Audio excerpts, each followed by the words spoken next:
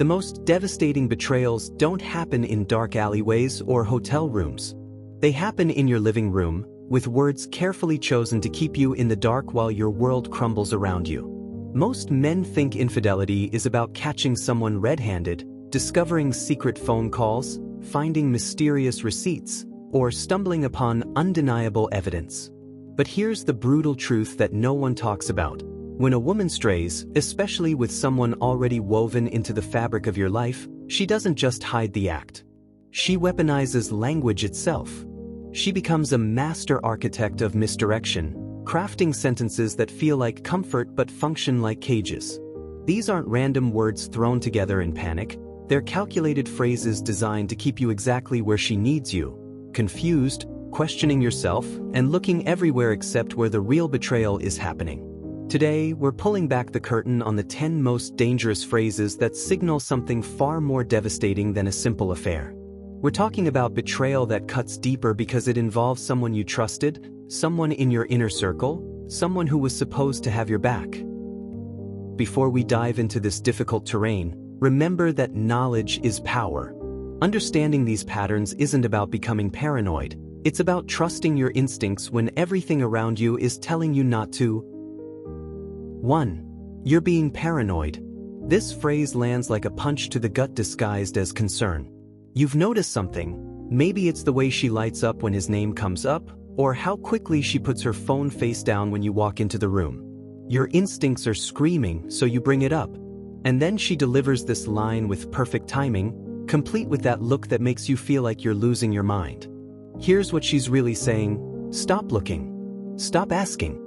Stop trusting what your eyes and heart are telling you. This isn't reassurance, it's psychological manipulation at its most insidious. She needs you to doubt yourself because the moment you start trusting your instincts, her carefully constructed facade begins to crumble. The most heartbreaking part? She's counting on your love for her to make you swallow this explanation, to make you feel guilty for having doubts about the person you've given your heart to. 2. He's like a brother to me. When someone has to work this hard to define a relationship, alarm bells should be deafening. Think about it. When was the last time you felt compelled to explain that your actual sister was like a sister to you? This phrase is preventive warfare. She's not responding to your suspicion. She's trying to kill it before it's even born. The emphasis, the intensity, the need to categorize, it all points to someone trying to convince herself as much as you. If there truly was nothing there, the relationship would speak for itself. The fact that she's putting a label on it, especially one this definitive, suggests she's already crossed lines she's not ready to admit. 3. You're just insecure. This one cuts deep because it attacks your character while dodging the actual issue. A woman who truly cares about your feelings would want to understand why you're uncomfortable, not dismiss your concerns with a character assassination. When she says this, she's making the conversation about your supposed flaws instead of her questionable behavior. It's a masterful redirect that leaves you defending yourself instead of getting answers to your legitimate questions. The cruelest part? She's using your vulnerability against you. She knows that questioning her makes you feel vulnerable, and instead of protecting that vulnerability, she weaponizes it. 4. Don't make this weird. This phrase is her way of setting boundaries around your own emotional responses. She's essentially telling you that your discomfort with her behavior is inappropriate, that your instincts are somehow wrong or excessive. But here's the thing. If something feels weird, it probably is. Your emotional radar exists for a reason, and when she tells you to ignore it, she's asking you to ignore one of your most important self-protection mechanisms. This phrase often comes up when you notice the way she interacts with him. The lingering touches, the inside jokes, the way they seem to communicate without words. She's not changing the behavior, she's just asking you to pretend it's normal. 5. I don't know why you don't trust me. This is emotional manipulation dressed up as hurt confusion. Instead of addressing your specific concerns, she's making the entire conversation about trust in the abstract.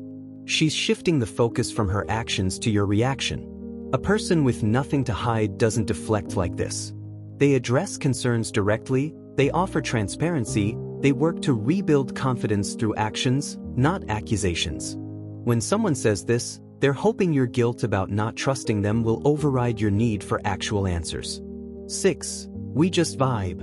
These 3 words should send chills down your spine because they represent something far more dangerous than physical infidelity: emotional connection.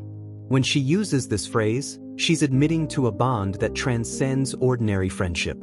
Vibing suggests synchronicity, understanding, a connection that feels effortless and natural. These are the building blocks of intimacy, and when she's vibing with someone else while being evasive with you, you're witnessing the foundation of emotional betrayal. The most painful part? She's often describing with someone else the very connection you've been trying to rebuild with her. 7. He gets me in a way no one else does. This isn't just a phrase, it's a declaration. By the time these words leave her lips, you're not dealing with temptation anymore. You're dealing with replacement. She's telling you, in the gentlest possible way, that someone else has become her emotional priority. The connection she's describing is exactly what partnership should be, but she's found it outside your relationship. The devastating reality is that once someone gets her in a way no one else does, everything else becomes comparison shopping, and you're no longer winning. 8. It's not what it looks like. This phrase only emerges when reality starts breaking through her carefully maintained fiction. Someone saw something. Something was overheard. A text popped up at the wrong moment. The tragedy of this phrase is that it's almost always exactly what it looks like. People in innocent situations don't need to explain away appearances because innocent situations explain themselves. When she says this, she's asking you to ignore the evidence of your own eyes in favor of her increasingly complicated explanations. 9. Why don't you trust my friends? This is camouflage at its most clever. She's taking your specific concern about one person and diluting it across an entire group. It's a brilliant defensive strategy because it makes your legitimate suspicions about one individual sound like general paranoia. She's not protecting her friendships. She's protecting one specific friendship by hiding it among all the others. The moment you question him specifically, she makes it about everyone, knowing you'll back down rather than seem unreasonably suspicious. 10. You never listen to me.